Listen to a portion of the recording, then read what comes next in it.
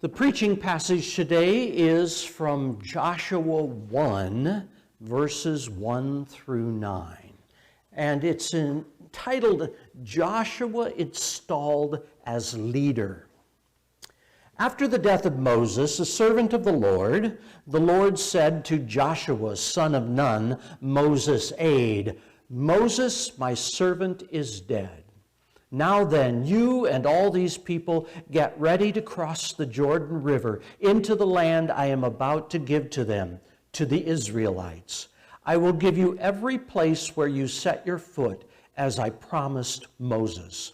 Your territory will extend from the desert to Lebanon, and from the great river, the Euphrates, all the Hittite country, to the Mediterranean Sea in the west. No one will be able to stand against you all the days of your life. As I was with Moses, so I will be with you. I will never leave you nor forsake you. Be strong and courageous, because you will lead these people to inherit the land I swore to their ancestors to give them. Be strong and very courageous. Be careful to obey all the law my servant Moses gave you. Do not turn from it to the right or to the left, that you may be successful wherever you go.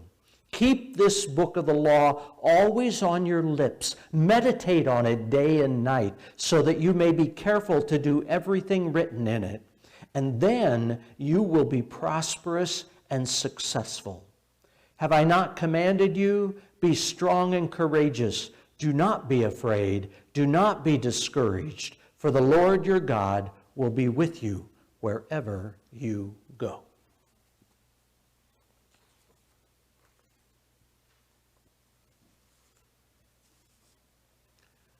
Today our topic is success. We all have probably a different idea of what success is, and today I'd like to introduce maybe another idea of what true success is. One thing for certain, we all want to be successful, don't we?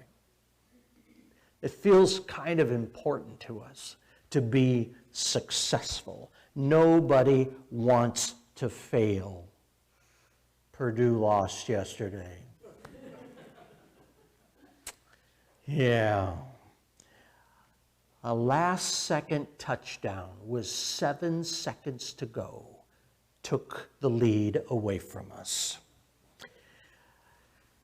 Some failures hurt worse than others, but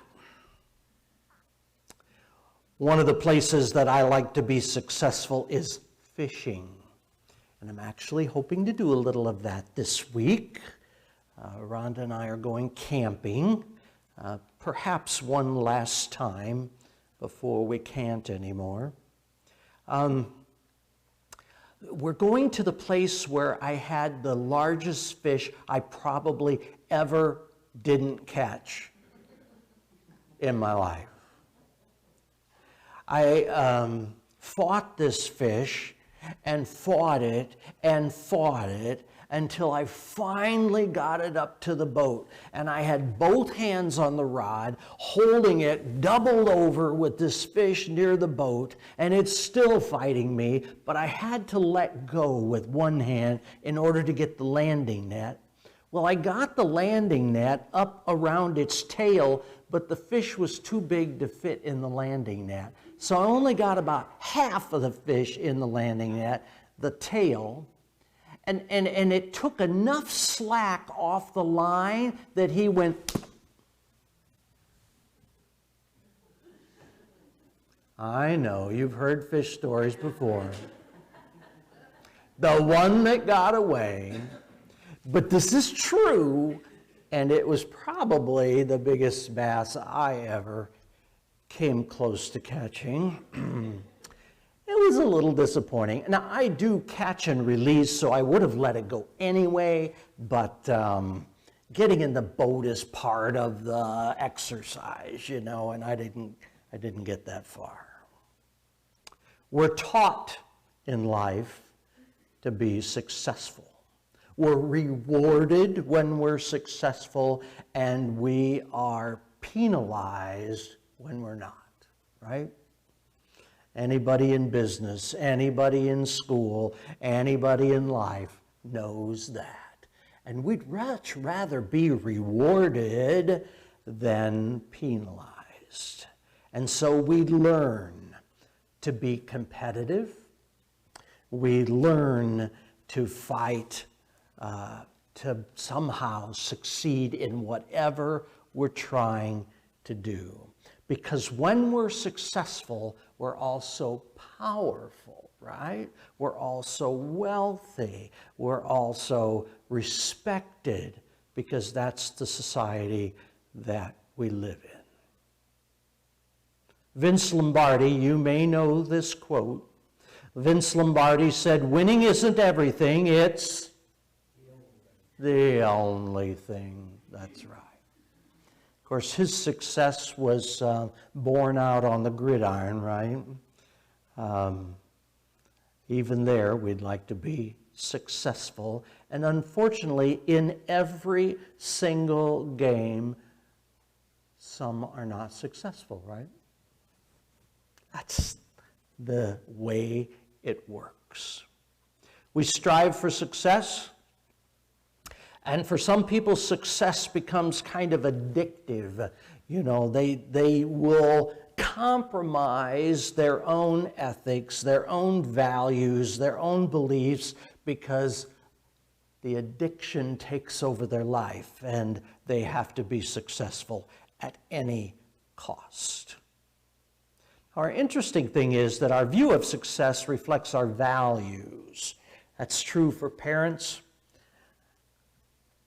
Successful parenting. That's true for students. That's true for pastors. It's true for teachers. It's true for gang members. It's true for police officers. It's true for burglars. It's true for everybody. Our view of success reflects our values. We are driven by what we value. And values are reflected in how we use our time, our energy, and our resources. There was a fisherman lying on the bank of a river in Maine, and he was having a great time. He would cast his line into the gently moving water, and now and then he caught a silver salmon. He had his lunch and his drink by his side as he sat in the shade of a tree. His stringer was getting heavy with the weight of all the fish he'd caught. He was bringing in another large fish when a well-dressed businessman drove up and came over to him. "Don't you know that you could catch many more fish if you would put several lines in the water?" he asked. The fisherman replied, "Why would I want more fish?" "Well, look, it's simple," the businessman said. "If you had more lines, you'd catch more fish, and you'd make more money, and you could afford to buy a fishing boat. And once you did that, you could open up a store and sell your fish to everyone. And after you open one store, you could open several other stores. You'd employ people, and eventually you could become a fish wholesaler and ship fish all over the country, and then you would become very wealthy." The fisherman looked kind of thoughtful, took a bite of his sandwich, looked skeptically at the businessman and said, "Well, then what would I do?" he asked. "Well, if you've become that successful, you'd have all the time you want to do what you enjoy the most. You could lie back, relax, and go fishing." The fisherman smiled and said, "But that's what I'm doing now." Fascinating, isn't it? To think about the things that drive people and the places they want to be that they might already be in. The fisherman's values reflect in how he uses his time. He knew he was already successful. And he didn't measure his success by money, by possessions, or by power. He knew something that we all need to know today, and that is success is inside of us, not outside of us. Success is internal, it's not external. I wonder if most of us would know success when we saw it, based on what we think success is. Or do we continue to pursue an illusion, some idea of what we fantasize perhaps success would look like? Many people believe that they have arrived or made it when they cross some goal, some threshold, some line in the sand. You know, when I graduate, then I'll be successful. When I have a baby, then I'll be successful. When I own a bunch of land, then I'll be successful. When I'm the boss, then I'll be successful. There's always something coming up, some goal that we're pursuing that we will cross and know at that point we are successful. When I get that first $1 million in the bank, I don't think I'll ever be successful based on that one. No. That first $1 million in the bank, then I'll be successful. What happens to the person that actually accomplished that goal? No longer satisfied. Got to have 10 now, right? $10 million in the bank. Yeah, that's what it's going to take.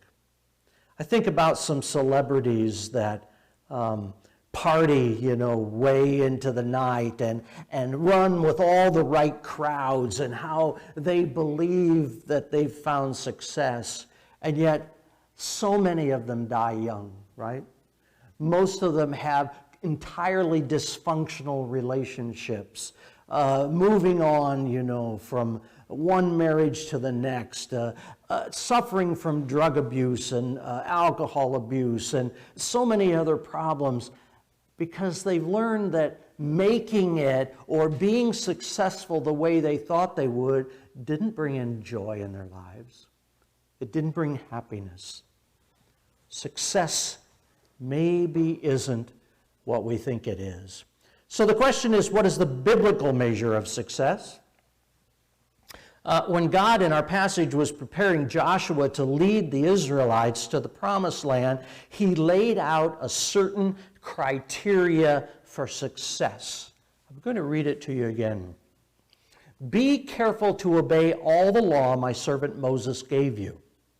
Do not turn from it to the right or to the left, that you may be successful wherever you go. Do not let this book of the law depart from your mouth. Meditate on it day and night, so that you may be careful to do everything written in it, and then you will be prosperous and successful. What do we call the book of the law? The Bible, or the Scriptures. The Scriptures. Know the Scriptures. Be able to recite the Scriptures from memory. Think about the Scriptures day and night, and they will lead you to success. Why? How? How does that lead to success? This is a definition, perhaps. It comes from Gary Rosberg's book called Guard Your Heart. And it describes success, well, in a little different way. It kind of juxtapositions what the world defines as success and what God calls success. Success is not just a matter of money, power, and ego, but also issues of the heart, like compassion, kindness, bravery, generosity, and love. It's an issue of character, not performance. We'll let that sink in just a second. Success is an issue of character, not performance. That's not what we believe, is it? Success is what we accomplish. It's the goals that we achieve. The world teaches us that. We grow up believing that. We know when we're successful and we know when we're not because we can see the score on the scoreboard, right? We know. Success is an issue of character, not performance. It's an issue of being the person God designed you to be, not how much salary you can pull down in a year. Do you know who God designed you to be? When you do, you'll be successful.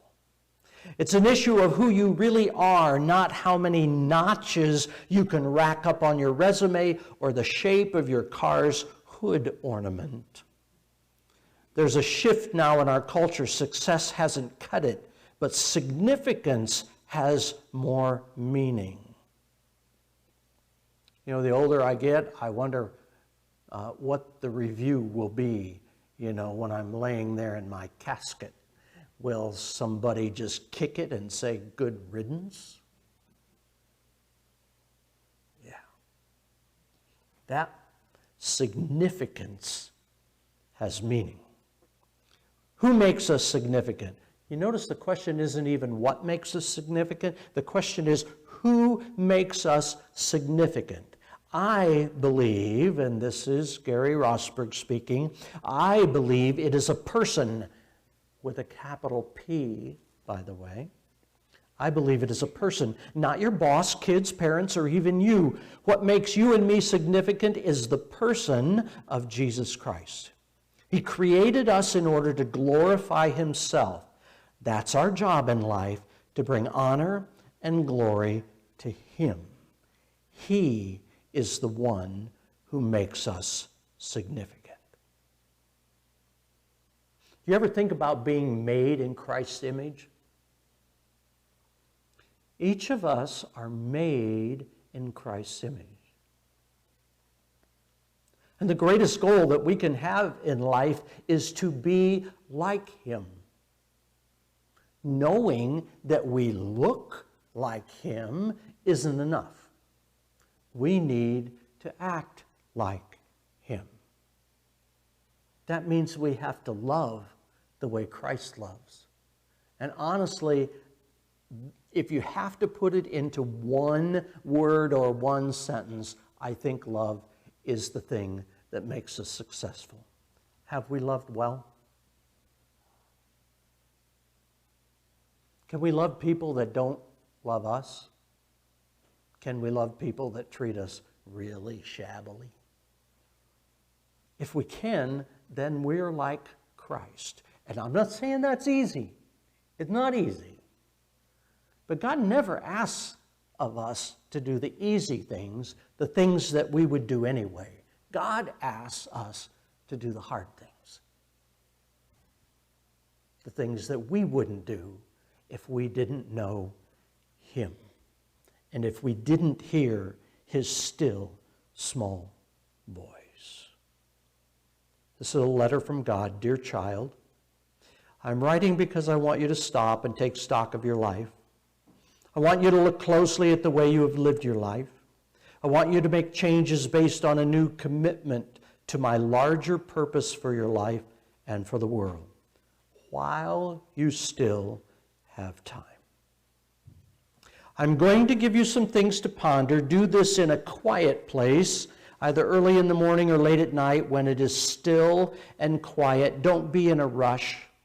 Give yourself plenty of time. Think it over. You have wanted success. Success is elusive, isn't it?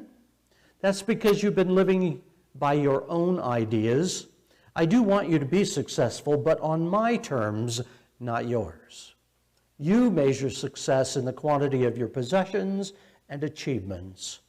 I measure success in the quality of your character and conduct.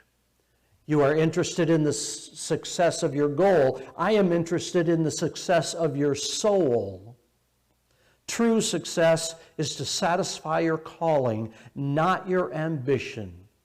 Life live as a called person. He is successful who is found faithful to do the will of God. Are you seeking to know and do my will, or are you succeeding in a way that doesn't really matter to me? Would you be willing to live the rest of your life in obscurity if that is my will? I want you to reflect carefully on what I am about to say. Success that really matters depends on a few key areas: having a close moment-by-moment walk with me, finding fulfilling work, modeling a life of integrity, living within your means, maintaining your health, establishing loving relationships, living a life of good deeds, and coming to live with me when you die.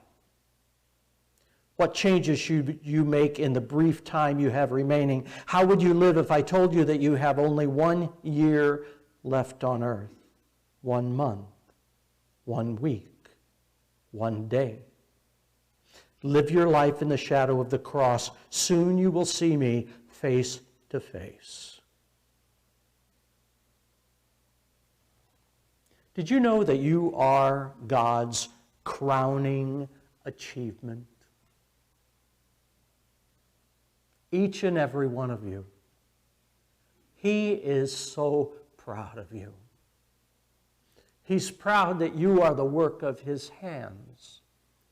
He's proud of who he made you to be. When we recognize that we were lovingly made by a loving Creator, we are filled with humility and brokenness. We find contentment. We find peace. We find joy in our life by following Christ, the one we know who made us. If you want to be truly successful in this life, then reflect on what's inside you and not on what's outside. God bless.